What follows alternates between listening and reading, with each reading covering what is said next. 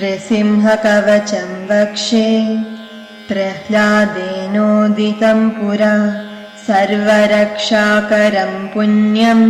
सर्वोपद्रवनाशनं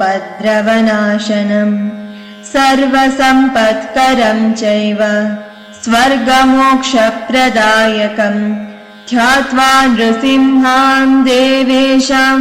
हेमसिंहासनस्थितं विवृत्तास्यं त्रिनयनं शरदिन्दुसमप्रभं लक्ष्म्यालिङ्गितवामाङ्गं विभूतिभिरुपाश्रितं चतुर्भुजं कोमलाङ्गं स्वर्णकुण्डलशोभितं सरोजशोभितोरस्कं रत्नकेयूरमुद्रितं तप्तकाञ्चनसङ्काशं पीतनिर्मलवासनम् इन्द्रादिसुरमौलिष्ठस्फुरन्माणिक्यदीप्तिभिः विराजितपदद्वन्द्वं शङ्खचक्रादिहेतिभिः गरुड्मता च विनयां स्तूयमानं मुदान्वितं स्वहृत्कमलसंवासं कृत्वा तु कवचं पठेत् नृसिंहो मे शिरः पातु लोकरक्षार्थसम्भवः सर्वगोपीस्तम्भवासः फलं मे रक्षतु ध्वनिं नृसिंहो मे दृशौ पातु सोमसूर्याग्निलोचनः स्मृतिं मे पातु नृहरिः मुनिवर्यस्तुतिप्रियः नासं मे सिंहनाशस्तु मुखं लक्ष्मीमुखप्रियः सर्वविद्याधिपः पातु नृसिंहो रसनां मम वक्त्रं पात्विन्दुवदनः सदा प्रह्लादवन्दितः नृसिंहः पातु मे कण्ठं स्कन्धौ भूभरणान्तकृत् दिव्यास्त्रशोभितभुजौ नृसिंहः पातु मे भुजौ करौ मे देववरदो नृसिंहः पातु सर्वतः हृदयं योगिसाध्यश्च निवासं पातु मे हरिः मध्यं पातु हिरण्याक्ष वक्षः कुक्षिविदारणः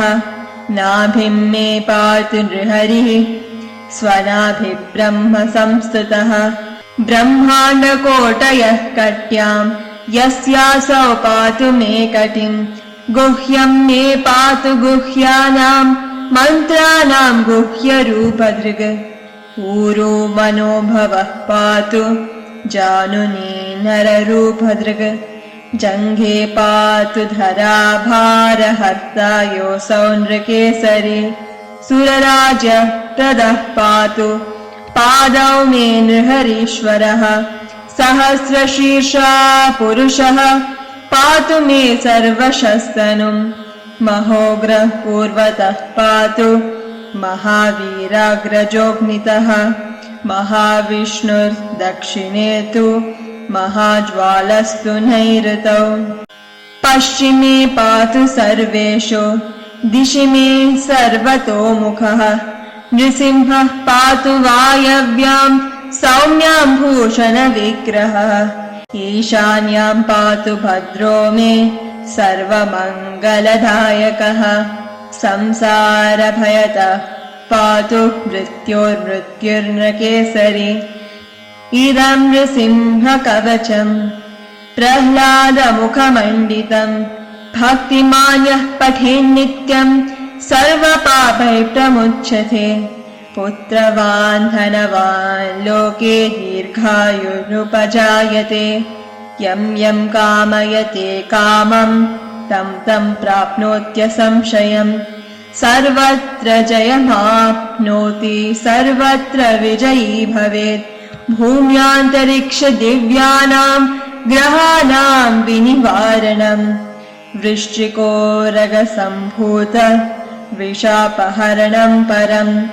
ब्रह्मराक्षसयक्षाणां दूरोत्सारणकारणम्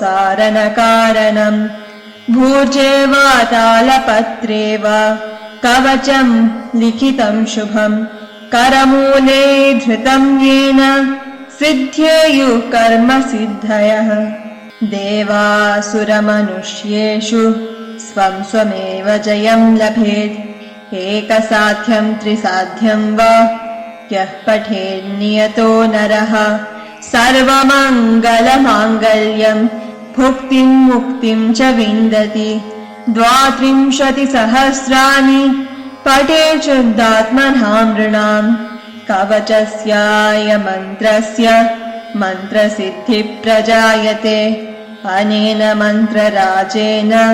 कृत्वा भस्माभिमन्त्रणाम् तिलकं विन्यसेध्यस्तु तस्य ग्रहभयं हरे त्रिवारं जपमानस्तु दातां वार्याभिमन्त्र्य च प्राशयेद्यो नरो मन्त्रं नृसिंहध्यानमाचरेत् तस्य रोगा प्रणश्यन्ति ये च स्युः कुक्षिसम्भवाः किमत्र बहुनोक्तेन नृसिंहः सदृशो भवेत् मनसा चिन्तितं यात्तु सत्तच्चाप्नोत्यसंशयम् गर्जन्तं गर्जयन्तं निजभुजपटलं स्फोटयन्तं हतन्तं रूप्यन्तं तापयन्तं दिवि भुवि दितिरं क्षेपयन्तं क्षिपन्तम् क्रन्दन्तं रोषयन्तं दिशि दिशि सततं संहरन्तं भरन्तम् वीक्षन्तं घूर्णयन्तं शरनिकरशते दिव्यसिंहं नमामि।